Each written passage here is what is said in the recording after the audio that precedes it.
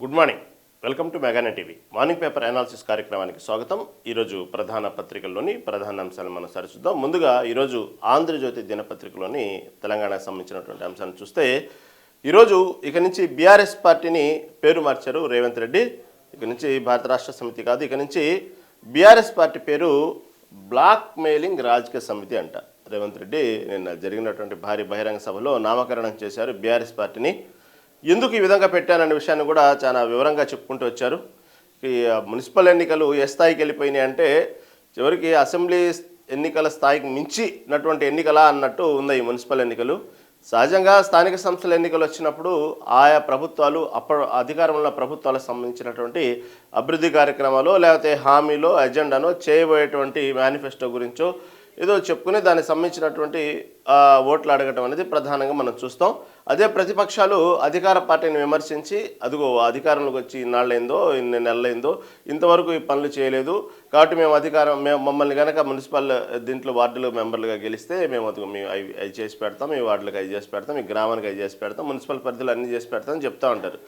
కానీ ఈ తెలంగాణకు సంబంధించిన ఈసారి మున్సిపల్ ఎన్నికలు ఏ విధంగా వెళ్ళిపోయినాయంటే అసలు ఈ సమస్యలన్నీ పక్కదారి పట్టిపోయి కేవలం గతంలో జరిగిన చరిత్రల వ్యవహారాలు, వ్యక్తిగత విమర్శలు, వినటానికి కూడా జుగుప్సాకరమైనటువంటి పదాలు, రకరకాల నామకరణాలు, రోజుకొక నామకరణాలు పేర్లు, తర్వాత బాడీ షేమింగ్లు, తర్వాత చివరికి వ్యక్తిగత వ్యవహారాలు, ఈ విధంగా సాగుతున్నాయి మున్సిపల్ ఎన్నికలకు సంబంధించినటువంటి ప్రచార పర్వాలు ఈ విధంగా తెలంగాణలో సాగుతున్నాయి. ఒకతనేమో పొట్టోడు అంటాడు, ఒకతనేమో పొడుగోడు అంటాడు, ఒకతనేమో ఊళ్ళోకి వస్తే వెంటబడి కొడతారంటారు, ఒకళ్ళేమో ఇళ్ళ పేర్లే మార్చేసి పుట్టినప్పటి నుంచి పెట్టిన పేర్లే మార్చేసి ఇంటి పేరు అసలు చివరికి వాళ్ళ పేర్లు కూడా మార్చేసి దత్తపుత్రులు అంటారు, ఇంకోళ్ళేమో ఢిల్లీకి వెళ్ళేసి కానీ డైలీ నువ్వు డబ్బులు ఇస్తే కానీ నీకు ఆ పదవి ఉండదని ఇంకొక నాయకులు అంటారు. ఈ విధంగా రాజకీయ నాయకులు ప్రతి విమర్శలతో తీవ్రమైన దాడి జరుగుతుంది. కానీ ఎక్కడ కూడా మున్సిపల్ ఎన్నికల పోరులో భాగంగా ఆ మున్సిపల్ సంబంధించినటువంటి వ్యవహారాల్లో ఉన్న సమస్యలు ఏంది, దానికి ఏ విధంగా పరిష్కరిస్తాం, ఎలా హామీ ఇవ్వాలి, ప్రజలకు సంబంధించిన నమ్మకం ఎలా కలిగించాలి, ప్రస్తుతం ఉన్నటువంటి సమస్యలు ఏంది, వార్డు వైజ్గా ఉన్నటువంటి సమస్యలు ఏంది, దీనికి ఎవరికి ఈ రోజు వరకు కూడా మున్సిపల్ ఎన్నికల ప్రచారంలో ఎవరికి తెలియనటువంటి విషయాలు, ఆ మున్సిపల్ పరిధిలో ఏమేమి సమస్యలు ఉన్నాయని ఇంతవరకు వాళ్లకు అసలు మాట్లాడిన సందర్భం లేదు, వాళ్ళ దృష్టికి వచ్చిన సందర్భం లేదు. స్టేజ్ ఎక్కామా, మైక్ పట్టుకున్నామా, ఎదురు దాడి చేశామా, ఉన్నటువంటి ఎదురు ఎవరైతే ఉన్నారో కార్యకర్తల్లో వాళ్ళు ఉత్సాహం నింపి వీళ్ళలో వేయించుకున్నామా, చప్పట్లు కొట్టించుకున్నామా, ఇదే తరుణంలో సాగుతుంది. కానీ మున్సిపల్ ఎన్నికలు మీరు గమనిస్తే ఎక్కడ కూడా ఒక కాన్సెప్ట్గా ఒక క్లస్టర్ పరిధిలో ఏమేమి సమస్యలు ఉన్నాయి, దానికి ఏ విధంగా మనం పరిష్కరించాలి, లేకపోతే ఆ పరిష్కార మార్గం ఏంది, అవసరమైతే అప్పటికప్పుడు యంత్రాంగాన్ని ఏ విధంగా పరిగెత్తించాలి, వాళ్ళకు ఉన్నటువంటి విషయాలను ఏ విధంగా అర్జీల ద్వారా తీసుకోవాలి, ఇది మాత్రం ఎక్కడా కనబట్లేదు తెలంగాణ మున్సిపల్ ఎన్నికలకు సంబంధించినటువంటి విషయం. ఒక రకంగా చూస్తే మొన్న ఏదైతే స్థానిక సంస్థల ఎన్నికలు, సర్పంచ్ ఎన్నికలన్నా కొద్ది గొప్ప దానికి సంబంధించినటువంటి వ్యవహారాలు, హామీలు, ఆ గ్రామానికి సంబంధించినటువంటి అభివృద్ధికి ఏదైతే సమస్య ఉన్నాయో ఆ గ్రామానికి సంబంధించి అప్పటికప్పుడు ఏదైనా పార్టీ ఫండ్ కానీ లేకపోతే నుంచున్నటువంటి సర్పంచ్ యొక్క వ్యక్తి ఎవరైతే హామీలు ఇవ్వటమో లేకపోతే బాండ్ రూపంలో రాసి అదిగో నన్ను గెలిపిస్తే గ్రామానికి చేస్తానని అగ్రిమెంట్ల ద్వారా రాసి చూపించిన సందర్భాలు మనం చూసాం. అంటే దాదాపుగా సర్పంచ్ ఎన్నికలు మొత్తం కూడా ఆయా గ్రామాల్లో ఉన్న సమస్యలు, లేకపోతే ఆ సర్పంచ్ని గెలిపిస్తే అతను చేసేటువంటి ఏదైతే అభివృద్ధి కార్యక్రమాలు, లేకపోతే ఆ గ్రామంలో ఉన్నటువంటి వాటి కోసం ప్రత్యేకమైన తన సొంత నిధులు కేటాయించి దీన్ని కేటాయిస్తానని చెప్పడం, ఈ విధంగా మనం చూసాం. కొంతవరకు వినటానికి కూడా బాగుంది. ఈ విధంగా కూడా కొత్తగా ప్రజల్ని ఓట్లు అడిగేటువంటి పరిస్థితి ఉందని కొన్ని చూడటానికి ఎంటర్టైన్మెంట్గా ఉన్నా కూడా వాస్తవ పరిధిలో సమస్యల మీదే మాట్లాడారు. మొన్న ఉన్నటువంటి సర్పంచ్ ఎన్నికలు, అంతకుముందు వచ్చిన జూబ్లీహిల్స్ ఎన్నికలు కూడా విమర్శలు ప్రతి విమర్శలు అయినప్పటికీ కూడా జూబ్లీహిల్స్లో గతంలో ఉన్నటువంటి మాగంటి గోపినాథ్ ఏం చేశారు, లేకపోతే ప్రస్తుతం మనం వచ్చినప్పుడు ఏం చేస్తాము, అక్కడ ఉన్నటువంటి సినీ కార్మికుల సమస్యలు ఏంది, అక్కడ ఉన్న సెటిలర్స్ సమస్యలు ఏంది, వాళ్ళకి ఏ విధంగా చేస్తాము, వాళ్ళ భవిష్యత్తులో వాళ్ళ పిల్లలకి ఏదైతే సినీ కార్మికుల పిల్లల కోసం అవసరమైతే ఎటువంటి స్కూల్స్ కేటాయిస్తాం, వాస్తవం ఇది కూడా కొంతవరకు బెటర్గానే మాట్లాడుకున్నారు. దానికి సంబంధించినటువంటి అడుగులు కూడా ముందుకు పడ్డాయి ఉన్నటువంటి పరిస్థితులను బట్టి, పోటీని బట్టి. సో అప్పటికి ఎప్పటి నుంచో దాదాపుగా 3 దఫాలుగా 3 దఫాలుగా ఎదురు చూస్తున్నటువంటి నవీన్ యాదవ్ కూడా గెలుపు కోసం ప్రజలు కూడా కొంత సానుభూతి ప్రకటించారు. అదేవిధంగా యువకుడు కూడా మంచి దూకుడుగా వెళ్ళటం జరిగింది. దానికి సంబంధించిన చూడటానికి కూడా ఒక రకంగా సమస్యల మీద మాట్లాడారు. అక్కడ ఉన్నటువంటి ఎవరైతే మేజర్గా ఉన్నటువంటి జూబ్లీహిల్స్లో ఉన్నటువంటి అధిక శాతం ఉన్నటువంటి మైనార్టీ ఓట్లు కానివ్వండి, తర్వాత ఉన్నటువంటి సినీ కార్మికులు, సెటిలర్స్ వాళ్ళకి కావాల్సిన సమస్యల మీద మాట్లాడారు. చూడటానికి అదనంగా ఉంది. ఆ తర్వాత నేను చెప్పాను ఇందాక సర్పంచ్ ఎన్నికలు ఏ విధంగా ఉన్నాయనేది విషయం. కానీ ఈసారి మున్సిపల్ ఎన్నికల్లో జరిగితే మాత్రం ఈ విషయంలో మాత్రం మాట్లాడుకుంటే కేవలం ఒక రోజుకు మించి ఒక రోజు అస్త్రాలు, బాణాలు, విమర్శలు, ప్రతి విమర్శలు, వ్యక్తిగత విమర్శలు ప్రధానంగా ఇక్కడ చూసుకుంటే భారీ స్థాయిలో ఉంది. రోజుకొక నామకరణం చేస్తున్నారు సీఎం రేవంత్ రెడ్డి. నిన్న చూస్తేనేమో కల్వకుంట్ల కిషన్ రావు అని పేరు మార్చారు కిషన్ రెడ్డికి. అదేవిధంగా వీళ్ళు చూస్తేనేమో సీఎం రేవంత్ రెడ్డికి వచ్చేటప్పటికి రేవంత్ ఉద్దీన్ అని బీజేపీ వాళ్ళు పేరు మార్చారు. ఈ విధంగా ఒకళ్ళనొకళ్ళు పేర్లు మార్చుకోవడంతో పాటు ఇక వ్యక్తిగత దూషణలు దిగుతూ ఉన్నారు. సీఎం రేవంత్ రెడ్డి ఇక నుంచి బీఆర్ఎస్ పార్టీ పేరుని మేము మా కాంగ్రెస్ పార్టీ పరిధిలో మేము ఇలాగే పిలుస్తాం. ఇక నుంచి బ్లాక్ మెయిలింగ్ రాజకీయ సమితి అనేటువంటి పిలుస్తాము. బి అంటే బ్లాక్ మెయిలింగ్, ఆర్ అంటే రాజకీయ, ఎస్ అంటే సమితి. బ్లాక్ మెయిలింగ్ రాజకీయ సమితి మేము ఇందుకు పిలవటానికి కూడా ప్రధాన కారణం ఏంటంటే బీఆర్ఎస్ అధికారంలో ఉన్నప్పుడు ఆ 10 ఏళ్లలో అనేక మంది ఫోన్లు ట్యాప్ చేసి అనేక మంది వ్యాపారస్తుల్ని, కొంతమంది ప్రతిపక్ష నాయకుల్ని, కొంతమంది రియల్టర్లని ఈ విధంగా బెదిరించి అక్రమంగా వాళ్ళ దగ్గర ఆస్తులు కాజేసి, డబ్బులు కాజేసి, అక్రమంగా వాళ్ళని బెదిరించి వాళ్ళ జీవితాల్లోకి జొరబడి, కొందరైతే జీవితాలని వాళ్ళ యొక్క పర్సనల్ జీవితాలను అస్తవ్యస్తం చేసేసి ఈ విధంగా ఎన్నో రకాలుగా ముప్పు తిప్పలు పెట్టినటువంటి పార్టీ. కాబట్టి కేవలం దీనికి మొదటి మూలాధారం ఏంటంటే బ్లాక్ మెయిలింగ్. ఈ బ్లాక్ మెయిలింగ్తోనే ఈ పార్టీ ఇలా చేసింది.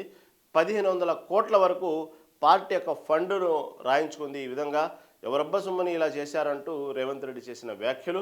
కాబట్టి ఈ విధంగా బ్లాక్ మెయిలింగ్తోనే పార్టీ మనుగడ సాగించారు 10 ఏళ్లలో.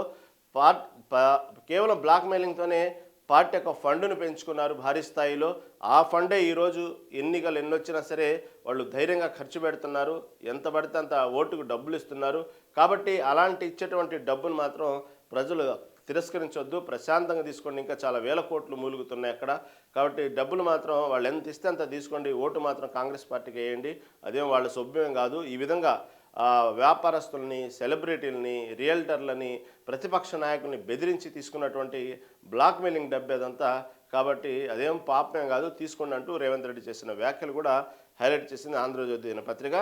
దాంతోపాటు ఆ పార్టీ ఖాతాలోకి 10,000 కోట్లు ఎలా, జిల్లాల రద్దు, కొత్త జిల్లాల ఏర్పాట్లు ఉండవు. కాబట్టి అసలు ఆ పార్టీ ఖాతాలోకి 1,500 కోట్లు ఎలా వచ్చాయి, దానికి ఇంతవరకు బ్లాక్ మెయిలింగ్ రాజకీయ సమితి ఎటువంటి సమాధానం ఇవ్వట్లేదు. ఎలా వచ్చినాయి అంటే వ్యక్తిగతంగా పార్టీ మీద అభిమానంతో అందరూ పార్టీకి విరాళాలు ఇచ్చారని వాళ్ళు చెప్తారు. ఏ విధంగా పార్టీని ఆ విధంగా మనుగడ కోసం ఏ విధంగా ఖర్చు పెట్టారో మొన్న ఫోన్ ట్యాపింగ్ అంశంలో ఎవరైతే సిట్ అధికారులు అనేక మంది యొక్క రియల్టర్లు, వ్యాపారస్తులు, సెలబ్రిటీల ఫోన్ నెంబర్లతో సహా బయటపెట్టినప్పుడు ఎన్నో అవాక్కైన విషయాలు మనం విన్నాము.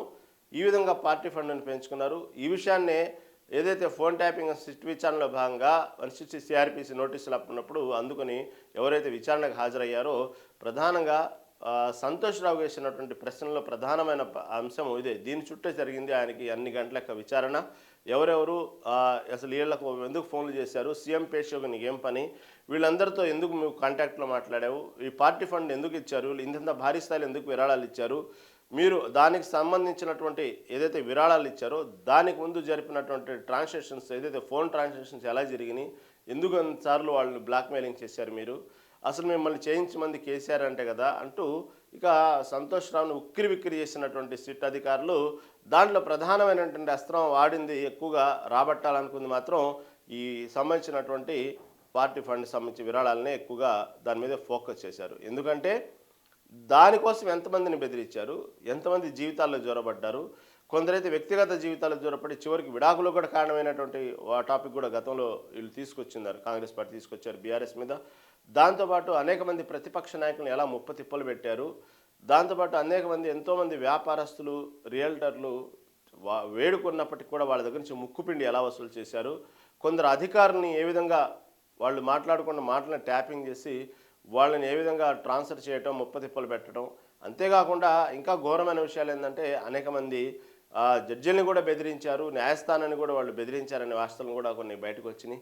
దాంతోపాటు ఇళ్లలో పనిచేసుకున్నటువంటి కారు డ్రైవర్లతో సహా ఫోన్ ట్యాపింగ్లు చేసి వాళ్ళ విషయాల్ని ఎప్పటికప్పుడు తెలియజేయాలంటూ కూడా వాళ్ళని కూడా బెదిరించారనే విషయాన్ని కూడా అనేక రకమైనటువంటి ఒక పద్ధతిలో కాదు, దాన్ని ఎవరికి అంటే ఎవరైతే ఒక పర్సన్తో అవసరం ఉందో ఆ పర్సన్ ట్యాపింగ్ చేయాలి అనే ఉద్దేశంతో ఎవరైతే అది తప్పే, ఏదైతే దురుద్దేశంతో ట్యాపింగ్ చేయడానికి ప్రయత్నం చేశారో కేవలం పర్మిషన్ తీసుకుంది ఒక 4-5 పేర్లు అయితే వీళ్ళు పోలీసులు కొంతమంది ఎవరైతే అధికారులు ఇప్పుడు ఎవరైతే సస్పెండ్ అయ్యారో ఆ విషయంలో ఎవరైతే ఉన్నారో వాళ్ళు కేవలం అవసరమైనటువంటి నలుగురే కాకుండా ఆ నలుగురు పేర్లు చెప్పి వీళ్ళు వ్యక్తిగతంగా ఒక 100 మంది పేర్లని ఫోన్ ట్యాపింగ్ రూపంలో వాడారు. వాళ్ళ వ్యక్తిగత అవసరాల కోసం వాడారు. వాళ్ళు ఆ విధంగా అధికారులు కేవలం పర్మిషన్ తీసుకున్న నలుగురే కాకుండా దాని చుట్టూ వాళ్ళు అనేక మందిని బ్లాక్మెయిలింగ్ చేసి వాళ్ళ దగ్గర నుంచి వీళ్ళు కూడా వ్యక్తిగతంగా లాభపడ్డారనేది ఇక్కడ ప్రధాన ఆరోపణ. ఆ విధంగానే దాంతోపాటు ఇటు పార్టీకి సంబంధించినటువంటి భారీ విరాళాలు 1500 కోట్లు అసలు ఎలా వచ్చాయి పార్టీకి సంబంధించి అనే విషయాన్ని కూడా చేశారు. అదేవిధంగా ప్రస్తుతం నడుస్తున్నటువంటి ఏదైతే కాంగ్రెస్ పార్టీ మీద లేవనెత్తిన అంశం, బీఆర్ఎస్ పార్టీ లేవనెత్తిన అంశం ఈ జిల్లాల రద్దు, జిల్లాల యొక్క హద్దులు మారుస్తున్నారు, జిల్లాల పేర్లు మారుస్తున్నారు అంటూ ఓ పక్క మొన్నటి వరకు ఒక రకమైనటువంటి అలజడి సృష్టించారు. మొన్నటి దాకా చూసాం సికింద్రాబాద్ డివిజన్ కానీ ఇంకా అనేక రకాల జిల్లాల మార్పులు కానీ జిల్లాల సరిహద్దులు మారుస్తున్నారు, లేకపోతే ఈ జిల్లా తీసుకెళ్ళి ఆ జిల్లాలో కలుపుతున్నారు, ఈ విధంగా రకరకాలుగా చూశారు. కాబట్టి ఎక్కడ కూడా సాంకేతికంగా అనేక లోపాలు ఉన్నాయి. 10 ఏళ్లలో జిల్లాల యొక్క సంబంధించినటువంటి విషయంలో దాన్ని సరిచేస్తున్నామే తప్ప ఎక్కడ జిల్లాల పేర్లు మార్చట్లేదు అంటూ గతంలో కాంగ్రెస్ పార్టీ చెప్పుకొచ్చింది. ఇది లేనిపోయిన ఆరోపణలు క్రియేట్ చేస్తున్నారనే విషయం చెప్పుకొచ్చింది. దాన్ని స్వయంగా సీఎం రేవంత్ రెడ్డి కాబట్టి జిల్లాల రద్దు అసలు ఈ కొత్త జిల్లాలు అనేవి ఏర్పాట్లు ఏమి ఉండవు, దానికి సంబంధించినటువంటి ఒక సరైనటువంటి ప్రణాళిక మాత్రం ఉండేది, కానీ ఎక్కడ కూడా జిల్లాల రద్దులు కొత్త జిల్లాలు అనే కాన్సెప్ట్ లేదు. ఆ విషయం మాత్రం కేవలం ఇదంతా ఒక రూమర్లే అంటూ కొట్టిపడేశారు రేవంత్ రెడ్డి. ఇక తర్వాత కేసీఆర్, కేటీఆర్, హరీష్ రావుని అరెస్ట్ చేసే వరకు కిషన్ రెడ్డి, కల్వకుంట్ల కిషన్ రావే. కాబట్టి మీరు ఎప్పుడైతే కాళేశ్వరం ప్రాజెక్టు సంబంధించిన అంశాన్ని మాకు ఇవ్వండి, 48 గంటల్లో వాళ్ళని అరెస్ట్ చేసి చూపిస్తాము.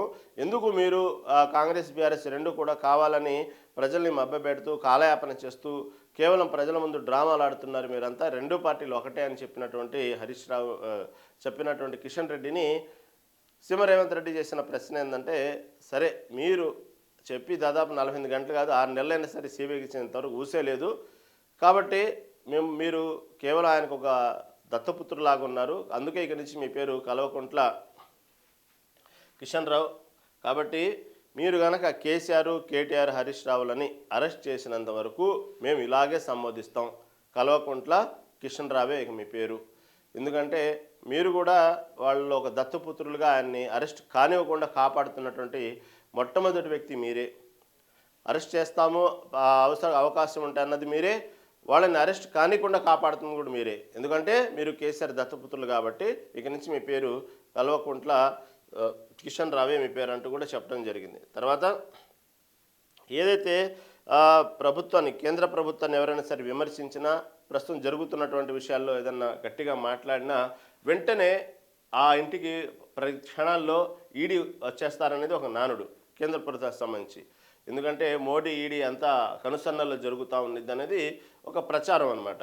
అలాగే ఇటుపక్క రాహుల్ గాంధీ, సోనియా గాంధీని ఏ విధంగా అయితే ఈడీ వేధిస్తుందో మళ్ళీ ఎందుకు అదే ఈడీ వీళ్ళ ముగ్గురిని ఎందుకు వదిలేస్తుంది అనేది ఇక్కడ రేవంత్ రెడ్డి ప్రశ్న. సోనియా, రాహుల్ని వేధిస్తున్న మోదీ, ఈడీ ఆ ముగ్గురిని ఎందుకు విచారించడం లేదు? ఎవరు ఆ ముగ్గురు? కేటీఆర్, హరీష్ రావు, కేటీఆర్, కేసీఆర్, వీళ్ళ ముగ్గురిని ఎందుకు విచారించడం లేదు అనేది ఇక్కడ ప్రధానంగా. ఎందుకంటే గతంలో కూడా అనేక సందర్భాల్లో చెప్పినటువంటి మాట, ఏదైతే వీళ్ళను కావాలని చెప్పి బీజేపీ కాపాడుతూ ఉంది బీఆర్ఎస్ని, అనేక సందర్భాల్లో ప్రూవ్ అయింది. అది ఏ పార్టీ చిన్న చిన్న స్థానిక సంస్థల ఎన్నికలు వచ్చినా, ఏ ఎన్నికలు వచ్చినా మధ్యలో అవి రెండు కలిసే ప్రయాణం చేస్తూ ఉన్నాయి. ప్రజలకు మాత్రం వేరువేరుగా చెప్తా ఉన్నాయి, అవంతా కాదు, అవి రెండు ఒకటే, ఆ రెండు శరీరాలు ఒకటే, ఈ వాణి వీణలాగే వాళ్ళు ఎప్పుడు అతుక్కునే ఉంటారు వాళ్ళిద్దరు. అంటే కేవలం అది బయటికి మాత్రం విమర్శలు, ప్రతి విమర్శలు. ఎందుకంటే దానికి సాక్ష్యం కూడా గతంలో ఏదైతే కల్వకుంట్ల కవితను అరెస్ట్ చేసి మద్యం కుంభకోణం సంబంధించిన విషయంలో జైల్లో పెట్టినప్పుడు స్వయంగా కల్వకుంట్ల కవిత అని చెప్పారు బీజేపీతో కలిసి ప్రయాణం చేద్దామని అందుకు తను అంగీకరించినట్టు, అంగీకరిస్తే వెంటనే బెయిల్ వచ్చింది, అంగీకరిద్దాం ప్రయాణం చేద్దాం అన్నట్టు, దాన్ని ఎట్టి పరిస్థితుల్లో కలవకుండా కవిత ఒప్పుకోనట్టు, కావాలనే ధర్మయుద్ధం న్యాయంగా పోరాడి బెయిల్ తెచ్చుకున్నట్టు, అప్పటి నుంచి ఎందుకో పార్టీని కొంతమంది కావాలని చెప్పి దుష్టశక్తులు వాళ్ళ నాన్న చుట్టూ చేరి దయ్యాలు వీళ్ళందరూ కూడా బీజేపీతో కలిసి ప్రయాణం చేయాలని, బీఆర్ఎస్ని నిలువున ముంచేయాలని చూస్తున్నారు. అవసరమైతే బీజేపీలో విలీనం చేయాలని చూస్తున్నారు. పార్టీని అయితే చంపాలని చూస్తున్నారు. కొంతమంది దుష్ట శక్తులు వాళ్ళ యొక్క స్వార్థాల కోసం, స్వలాభ కోసం చేస్తున్నారంటూ కూడా గతంలో కల్వకుంట్ల కవిత చెప్పిన సందర్భాన్ని మనం చూసాం. దానికి సంబంధించి కేవలం ఏదో ఒక గుడ్డగాల్చి నెత్తినేయటం కాదు, దానికి వివరణ కూడా చాలా సుదీర్ఘంగా ఇచ్చారు కల్వకుంట్ల కవిత. ఏ విధంగా అయితే బీజేపీతో కలవాలి, ప్రయాణం చేయాలి బీఆర్ఎస్ అనుకుంటున్న విషయాలు చాలా సుదీర్ఘంగా చెప్పడం జరిగింది. దాంతోపాటుగా ఈ ఫోన్ ట్యాపింగ్ అంశాలు, అనేక అంశాలు కూడా తీసుకురావడం జరిగింది. కాబట్టి దాన్ని ఉదాహరిస్తూనే ఇక్కడ రేవంత్ రెడ్డి కూడా చెప్పడం జరుగుతూ ఉంది. కావాలని చెప్పి ఈడీ మోడీ ఎందుకు వీళ్ళ ముగ్గురిని విచారించట్లేదు అంటే అంతా వాళ్ళు ఒకటే, కేవలం ఇది వాళ్ళ యొక్క పరిస్థితుల్ని బట్టి వాళ్ళని బ్లాక్మెయిలింగ్గా వీళ్ళు వాడుకుంటుంటారు. కానీ ఎక్కడ కూడా వీళ్ళు ఒకళ్ళ మీద ఒకళ్ళు యాక్షన్ తీసుకునే సందర్భాలు లేవు, అరెస్టులు చేయరు. అవసరమైతే సోనియా గాంధీ, రాహుల్ గాంధీ మీద ఈడీ అధికారులు దాడులు చేస్తారు, కానీ వీళ్ళ ముగ్గురు మీద మాత్రం చేయరు, వీళ్ళని ఏం చేయలేరు. కావాలని ఇది కేంద్ర ప్రభుత్వం, ఇక్కడ ఉన్నటువంటి కల్వకుంట్ల కిషన్ రావు వీళ్ళని కాపాడుతున్నాడంటూ రేవంత్ రెడ్డి చేసిన వ్యాఖ్యలు ఇక్కడ హైలైట్ అయినాయి. తర్వాత కార్మికుల నష్టం కలిగించే పనులు చేయం, ఏప్రిల్ నుంచి 2వ విడత ఇందిరమ్మ ఇళ్ళు. తర్వాత కేసీఆర్ మోదీని చూసి ఓటేసి మోసపోవద్దు. ఎక్కడ కూడా కేసీఆర్ మోదీ ఫోటోలు చూపించి ఓట్లు అడుగుతారు, ఆ మాత్రాన్ని మీరు తొందరపడి మోసము కావద్దు. ఎందుకంటే మీ మున్సిపల్ సమస్యలు, మీ వార్డులో ఉన్నటువంటి మురుగు కాలువ సమస్యలు, మీ వార్డులో ఉన్నటువంటి నీటి సమస్యలు వాళ్ళు ఢిల్లీ నుంచి వచ్చి ఇక్కడేమి చేయరు. వాళ్ళు ఇక్కడేమి మిమ్మల్ని మీ వచ్చి మీ మురుగు కాలువల్ని క్లియర్ చేయరు. ప్రధానికి వాళ్ళు ఢిల్లీకి వెళ్ళాల్సిందే బీజేపీ వాళ్ళు వస్తే అక్కడి నుంచి మోడీ వచ్చి ఇక్కడేమి ఉన్నటువంటి మీకున్న నీటి సమస్యను తొలగించడు, మీకున్న మురుగు కాలువలేమో ఆయన క్లీన్ చేయడు. కాబట్టి దగ్గరలో ఉన్నటువంటి ప్రభుత్వం మనది, మనకు చెప్పుకుంటే సమస్యలు తీరుతాయి. కానీ ఇటుపక్క ప్రతిపక్షంలో ఉన్న బీఆర్ఎస్ కోటేసిన మీ సమస్యలు తీరవు. వెళ్ళి మీరు గెలిపించుకున్న తర్వాత ఎవరైతే బీఆర్ఎస్ పార్టీ ఒక అభ్యర్థి గెలిచాడు మున్సిపల్ వార్డుగా, మీ వార్డులో సమస్యలు వచ్చినాయి, వెళ్ళి బీఆర్ఎస్ పార్టీ అతన్ని కలిస్తే మీ సమస్యను తీరదు, అతను చేయడానికి ఎటువంటి అధికారం ఉండదు, ఆయన చేయలేడు కూడా. కాబట్టి అదేవిధంగా మీరు సరే మోదీ బొమ్మను చూసి అట్రాక్ట్ అయ్యి మోదీ కదా అని చెప్పి మీరు ఓటేస్తే, మీరు ఢిల్లీ దాకా వెళ్ళి ఫ్లైట్లోకి వెళ్ళి అదిగో మా వీధిలో మురుగు కాలువ సమస్యలు ఉన్నాయి, లేకపోతే మా వీధిలో కరెంట్ రావట్లేదు, మా వీధిలో నీళ్లు రావట్లేదు, మా వీధిలో కుక్కల బెడద ఎక్కువైపోయినాయి, ఇవన్నీ కూడా మీరు ఫ్లైట్ వేసుకుని వెళ్ళి ఢిల్లీ దాకా వెళ్ళి ఆయనకి సమాధానం చెప్పలేరు, ఆ సమస్యలు మీకు తీరవు. కాబట్టి కేవలం ఇది మీరు కనుక అభిమానంతోనో లేకపోతే మీరు తెలియకుండా ట్రాప్లో పడిపోయి మోదీ ఫోటో చూసో లేకపోతే పక్క కేసీఆర్ ఫోటో చూసి కనుక మీరు ఓటేస్తే మాత్రం మీకు ఎటువంటి అభివృద్ధి జరగదు. దయచేసి ఆగం కావద్దు. మీరు మాత్రం ఈ నష్టం ఈ ఓటేసి మాత్రం దయచేసి వీళ్ళిద్దరు ఫోటోలు చూసి మాత్రం మోసపోవద్దు అంటూ కూడా రేవంత్ రెడ్డి చేసిన వ్యాఖ్యలు ఇక్కడ హైలైట్ చేసింది. సింగరేణి బోర్డుపై బీఆర్ఎస్దే దుష్ప్రచారం. కాబట్టి ఈ సింగరేణి బోర్డు విషయంలో మొదటి నుంచి కూడా బీఆర్ఎస్ ఎప్పటికెప్పుడు వివాదాలు సృష్టించడానికి ప్రయత్నం చేస్తూ ఉంది, ప్రభుత్వం మీద వ్యతిరేకత రావడం కోసం ప్రయత్నం చేస్తూ ఉంది. ఎక్కడ కూడా సింగరేణి మీద వచ్చేటువంటి ఈ నష్టాల గురించి కానీ, ప్రైవేట్ పరం చేస్తామనే విషయంలో కానివ్వండి, ఈ బొగ్గు కుంభకోణాలకు సంబంధించిన విషయంలో కానివ్వండి, అన్నీ కూడా బీఆర్ఎస్ చేసేటువంటి దుష్ప్రచారాలే తప్ప ఎక్కడ కూడా మీరు మాత్రం అవి నమ్మవద్దు, అదంతా కేవలం దుష్ప్రచారాలు మాత్రమే అంటూ కూడా ఇటుపక్క రేవంత్ రెడ్డి చెప్పిన వ్యాఖ్యలు ఇక్కడ హైలైట్ చేశారు. తర్వాత కార్మికులకు నష్టం కలిగించే పనులు చేయం, ఏప్రిల్ నుంచి 2వ విడత ఇందిరమ్మ ఇళ్ళు. కాబట్టి ఎప్పటికైనా మేము ఈ సింగరేణి కార్మికులు మాత్రం ఈ నష్టం కలిగించే పనులు చేయము, కావాలనే దీన్ని కొందరు కేంద్ర ప్రభుత్వంతో కుమ్మక్కయ్యి ఇప్పుడున్నటువంటి నైనికి సంబంధించినటువంటి బొగ్గు కుంభకోణాల టాపిక్, టెండర్ల టాపిక్ని అడ్డం పెట్టుకుని దాంట్లో కమిటీలో చొరబడి ఆ కమిటీ ద్వారా సింగరేణిని నష్టాల బాటకు తీసుకెళ్ళి దాన్ని ప్రైవేట్ పరం చేయాలనేటువంటి ఒక దురుద్దేశంతోనే కేంద్ర ప్రభుత్వం దీంట్లో ఎంటర్ అయింది తప్ప ఇక్కడ ఎటువంటి దీంట్లో కావాలని చెప్పి కార్మికులకు నష్టం కలిగించే పనులు ఎప్పటికీ కాంగ్రెస్ ప్రభుత్వం చేయదు. దీన్ని భవిష్యత్తులో దీన్ని ప్రైవేట్ పరం చేయడం కోసం ఆడుతున్నటువంటి డ్రామానే ఈ కేంద్ర ప్రభుత్వం. కావాలని చెప్పి ఈ కమిటీలో సభ్యులను పెంచుకొని దాన్ని సింగరేణి కంపెనీ యొక్క నష్టాలు చూపించి భవిష్యత్తులో దాన్ని ప్రైవేట్ పరం చేయాలని చూస్తున్నారు.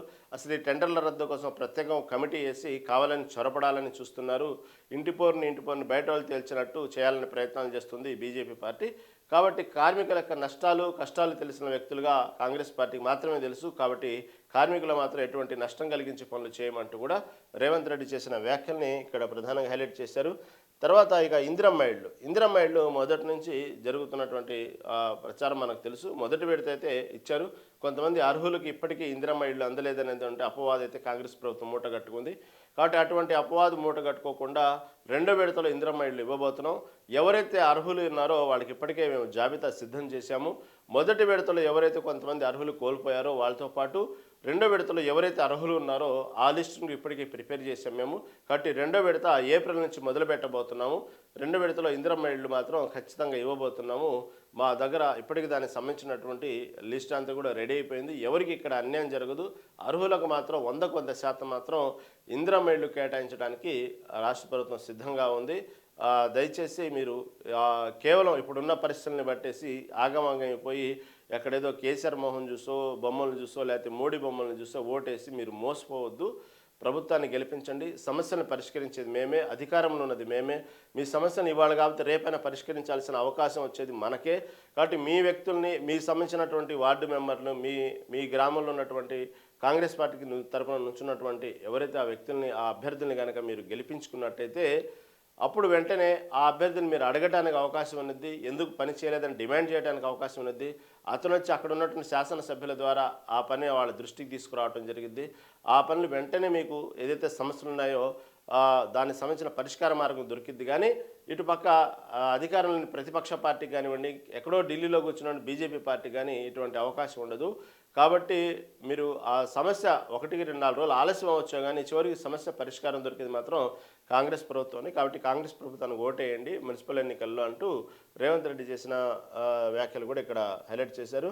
దాంతోపాటు ఇందాక నేను చెప్పినట్టు ఇందిరమ్మ ఇళ్ల గురించి కూడా రెండో విడత ఇందిరమ్మ ఇళ్ళు రేపు ఏప్రిల్ నుంచి మొదలు పెట్టబోతున్నాము. ఇప్పటికే అర్హులైనటువంటి జాబితా మొత్తం కూడా సిద్ధం చేశామన్నట్టు విషయాన్ని ఇక్కడ రేవంత్ రెడ్డి ప్రస్తావించడం జరిగింది. తర్వాత కనీ విని ఎరుగని రీతిలో ఈసారి గోదావరి పుష్కరాలు ఈసారి కనీ విని ఎరుగని రీతిలో జరిపిస్తాము. ఇప్పటికే దానికి సంబంధించినటువంటి ఏదైతే ప్రణాళిక, దానికి సంబంధించిన అనేక రకమైనటువంటి మీటింగ్లు, దానికి సంబంధించినటువంటి సమన్వయ కమిటీలు ఏర్పాటు చేసుకున్నాము. ఈసారి గోదావరి పుష్కరాలు మాత్రం కనీ విని ఎరుగని రీతిలో జరపడానికి రాష్ట్ర ప్రభుత్వం సిద్ధంగా ఉంది. ఇప్పటికే మొన్న మీరు చూసే ఉంటారు. మేడారం సంబంధించినటువంటి ఈసారి ఎంత ఘనంగా జరిపించామో మీరు అందరూ చూశారు. ఎక్కడ కూడా ఎటువంటి లోటు అనేది లేకుండా వచ్చినటువంటి భక్తులకు ఎవరైతే ఉన్నారో వాళ్ళకి ఎలా భక్తుల సౌకర్యార్థం కోసం ఎలా ఏర్పాట్లు చేశాము అనేక సందర్భాల్లో గతంలో కూడా ఇదే విషయంగా మేడారం రావాలంటే ఎన్ని ఇబ్బందులు పడేవాళ్ళో మనకు తెలుసు. కాబట్టి ఈసారి మేడారం వచ్చేటువంటి భక్తుల కోసం ఏ విధంగా అయితే వాళ్లకు అంటే ఎక్కడెక్కడ ఏర్పాటు చేయాల్సిన స్టాండ్లు కానివ్వండి, బస్ స్టాండ్లకు సంబంధించిన కానివ్వండి, పార్కింగ్ స్థలాలు కానివ్వండి, గతంలో రోడ్డు సమస్యలు ఉన్నది, ఆ రోడ్ని ఎంత త్వరితగతిన పూర్తి చేసిన విషయాలు కానివ్వండి, ఇటు పక్క స్నానఘట్టాల దగ్గర భక్తులకు ఎటువంటి ఇబ్బంది లేకుండా స్నానాలు కానివ్వండి, ప్రధానంగా ఈ మూత్ర విసర్జనశాలలు ఇవన్నీ కూడా ప్రతిసారి ఎక్కువగా చెప్పుకుని ఇబ్బంది పడేది ఏంటంటే మేడారంలో అదే. అలాంటి సంబంధించినటువంటి ఎప్పటికప్పుడు స్త్రీలకు పురుషులకు ప్రత్యేక విభాగాలుగా ఏ విధంగా వాళ్ళకి ఇబ్బంది లేకుండా కలిగించిన విషయం. తర్వాత ఆ మేడారం సంబంధించిన భక్తులు ఎక్కడ ఎవరైనా సరే మిస్ కాకుండా వాళ్లకు జియో ట్యాగ్తో అనుసంధానం చేస్తూ వాళ్ళని ఎప్పటికప్పుడు అలర్ట్ చేస్తూ ఎక్కడ కూడా మిస్సింగ్ కేసులు లేకుండా చేయడం. అదేవిధంగా వచ్చిన భక్తులు క్యూ లైన్లలో నుంచొని అక్కడ మేడారం సంబంధించినటువంటి బంగారం సమర్పించే సమయంలో వాళ్ళకి ఎటువంటి ఇబ్బందులు కలగకుండా ఎప్పటికప్పుడు ప్రభుత్వ యంత్రాంగం, అనేక మంది పోలీస్ యంత్రాంగం, 100 మంది నుంచొని వాళ్ళని ఏ విధంగా సర్వీస్ ఇచ్చినటువంటి వ్యవహారం మీరందరూ చూశారు. మేడారం జాతర ఇంత చక్కగా సక్సెస్ అయ్యింది. సీతక్క వీళ్ళందరూ కలిసి, కొండా సురేఖ వీళ్ళందరూ ఏ విధంగా దగ్గరుండి దాన్ని ఎలా సక్సెస్ చేశారో మీరు చూశారు. దాంతోపాటు ఇటు పక్క ఎప్పుడూ లేని విధంగా అసలు ప్రభుత్వ క్యాబినెటే అక్కడికి వచ్చి మీటింగ్ ఏర్పాటు చేసుకొని ఎప్పటికప్పుడు పర్యవేక్షిస్తూ మేడారం జాతరని ఎంత చక్కగా జరిపించారో చూసాం. కాబట్టి దానికి మించి ఈసారి గోదావరి పుష్కరాలని చాలా ఆర్భాటంగా చేయబోతున్నాం. దానికి సంబంధించిన విషయంలో ప్రభుత్వం చాలా ప్రతిష్టాత్మకంగా తీసుకునే విషయాన్ని అంటూ కూడా ఇక్కడ సభలో సీఎం రేవంత్ రెడ్డి ప్రస్తావించడం జరిగింది. ఇవన్నీ కూడా ఈ భూపాలపల్లి జిల్లాలో ఈ సీఎం రేవంత్ రెడ్డి చేసిన వ్యాఖ్యలు ఇవన్నీ హైలైట్. దాంతోపాటు మరిన్ని రాజకీయ అంశాలు తెలుసుకునే ముందు ఒక స్మాల్ బ్రేక్ తీసుకొని మనం ప్రముఖ విశ్లేషకుల దగ్గరికి వెళ్దాం. చూస్తూనే ఉండండి మెగా 9 టీవీ.